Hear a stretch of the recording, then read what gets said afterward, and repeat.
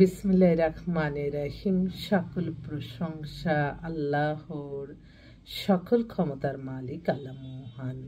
আসসালামু আলাইকুম আমার প্রাণ প্রিয় সকল আপনজন, কেমন আছেন? আমি আপনাদের এই সামান্য একজন কান্তা আপা আবারও চলে আসলাম আপনাদের মাঝে। আল্লাহ নামে কাজ শুরু করে দিলাম।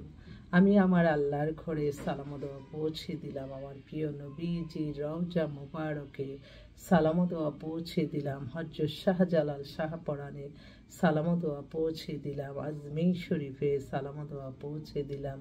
মাইজবান্ডার শরীফে সালাম দেওয়া পৌঁছে দিলাম। আমি আজকে 2024 সালের শেষ দিন। আলহামদুলিল্লাহ, আলহামদুলিল্লাহ, আলহামদুলিল্লাহ। আল্লাহ মহানের কাছে হাজারো লক্ষ কোটি শুকরিয়া আদায় করছি। আল্লাহ মহান মানুষের কল্যাণে কাজ করার তৌফিক দান করেছেন। আমিন। 2024 সালের শেষ ডিসেম্বরের শেষ দিন গতকাল বিজয় স্মৃতি সম্মাননা দেওয়া হলো। আমাদের বাংলাদেশ প্রজন্ম সাংস্কৃতিক পরিষদ থেকে নারী উদ্যোক্তা ও সমাজসেবিকা হিসাবে এই অ্যাওয়ার্ডটি পেয়েছি। আলহামদুলিল্লাহ। 2024 সালে আসলে গণা সম্ভব না, অসংখ্য বিশেষ অবদানের জন্য অনেক অ্যাওয়ার্ডই পেয়েছি।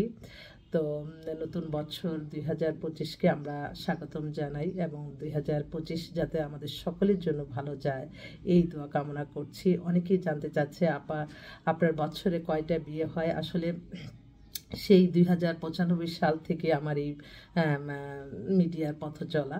তো আলহামদুলিল্লাহ যখন 1000 হয়ে গেছে তারপরে আর হিসাব রাখতে পারি না। তো আলহামদুলিল্লাহ 2024 সালে অসংখ্য বিবাহ সম্পন্ন হয়েছে। আলহামদুলিল্লাহ আল্লাহ মহানের কাছে হাজারো লক্ষ কোটি শুকরিয়া আদায় করছি।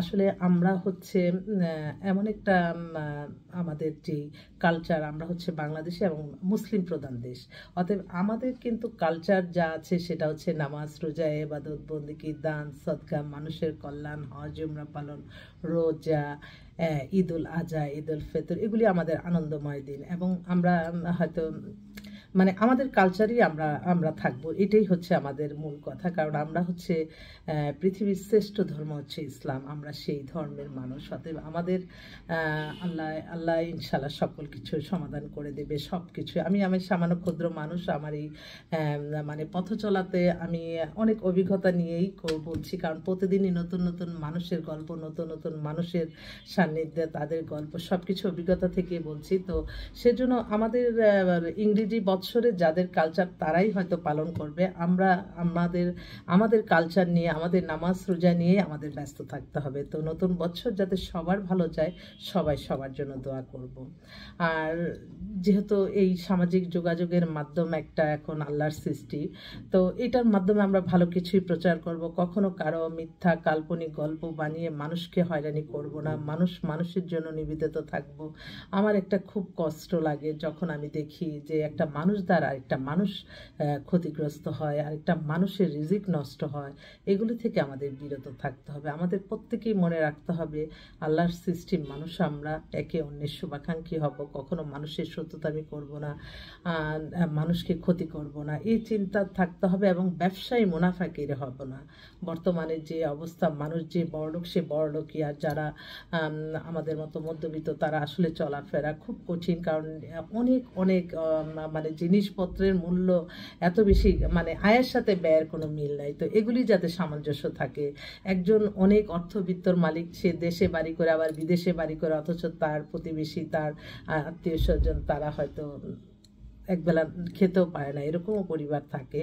তো সেজন্য এগুলি ব্যাপারে একটু আমাদের মায়াশীল হতে হবে, দানশীল হতে হবে। আল্লাহ কিন্তু দানশীলকে পছন্দ করে। আমি সবসময় আপনাদেরকে বলবো, আপনাদের জান মালের সদকা সবসময় দানের মাধ্যমে কিন্তু এগুলি কেটে যায়, বিপদ কেটে যায়। মসজিদ, মাদ্রাসা, এতিমখানা যারা আছে তাদেরকে, বিত্তশালী যারা আছে তারা কিন্তু হাত এগিয়ে আসতে হবে। শুধু অর্থবিত্ত জমিয়ে নিজের পরিবার নিয়ে আলিশান থাকলাম, শৌখিনতা পূরণ করলাম, কিন্তু একটা মানুষের জন্য আমার মায়া লাগলো না। সেই মানুষ তো হতে চাই না আমরা কেউ।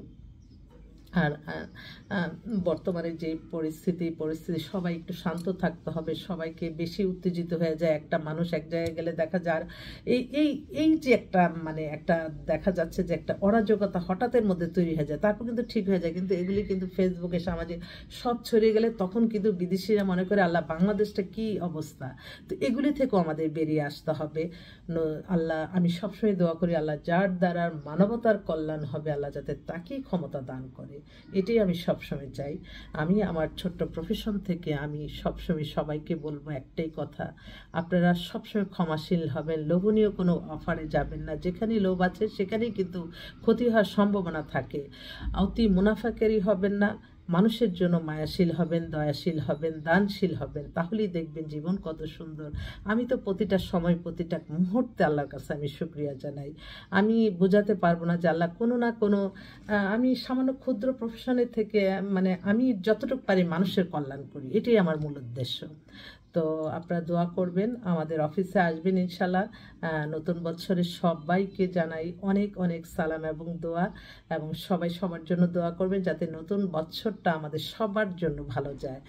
আপনারা আসবেন, আমাদের মোবাইল নাম্বারগুলি বলে দিচ্ছি 019718600261, ইমেল হচ্ছে lion121kanta@gmail.com। অসংখ্য পাত্রপাত্রী ইনশাল্লাহ রেডি আছে, আপনারা আসবেন। আপনারা আসলেই আমরা সফল। আপনাদের ছাড়া তো মানুষের, আমাদের যে এই যে আমাদেরকে অ্যাওয়ার্ডগুলি দিচ্ছে, আমি যদি মানুষের কল্যাণে না কাজ করতাম তাহলে তো আমরা এই সম্মানগুলি পেতাম না। তো এই সম্মানটা সবাইয়ের জন্যই কিন্তু এটা উৎসর্গ আমি মনে করি। তো সবাই ভালো থাকবেন, দোয়া করবেন। আসসালামু আলাইকুম।